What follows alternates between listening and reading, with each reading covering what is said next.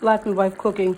I love to keep going on the stages, so now I'm showing you with the quick postpartum meal in the one pot, as I mentioned. So now the fish is there, has some garlic pieces on it. I'm just going to cover it, and so now it will just steam itself done, and I'll turn it off and let it, whenever you cook something, as we all know, we're usually very hungry, eat it right away. But anytime you can let the food sit is great. This is a quick meal again, postpartum meal. I want to get this meal to the mother within the next 40 minutes. This is I'm going to say approximately a 35-minute meal. If I turn the fire up with the top, it will cook really fast. It's just fish. And I'll bring it to her, and by the time I bring it, it'll be warm. The other thing is that if you do this the night before and let it sit overnight, it's really delicious the next day, and it's very flavorful.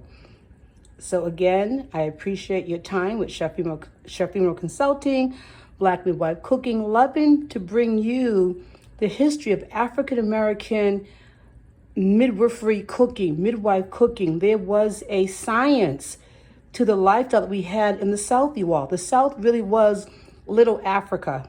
There was nothing but millions of Africans in the South.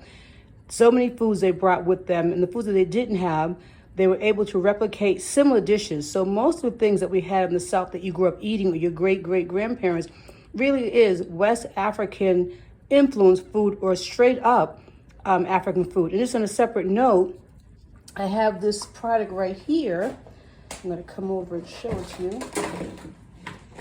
This is a fermented cornmeal called banku, which I learned from the Ghanaian population.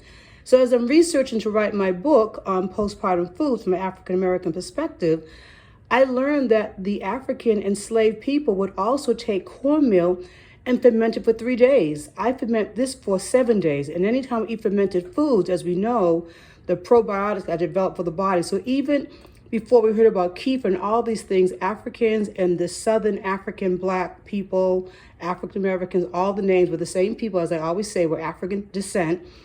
They were already doing this. So I was just like, wow, I think I'm doing something new. And all along, my ancestors have been fermenting cornmeal. So you may not know about it now, but I will be teaching about that later, how to ferment the cornmeal, how to cook, and how to eat it. So I'm going to add this as well to the meal.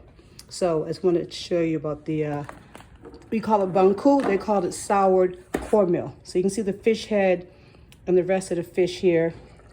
And actually, it's just about done. I'm gonna flip it over to make the eyes cook. I keep the head on because it's just another tradition of the whole fish. And please all excuse my stove because I've been cooking fast. When you cook fast, food flies everywhere.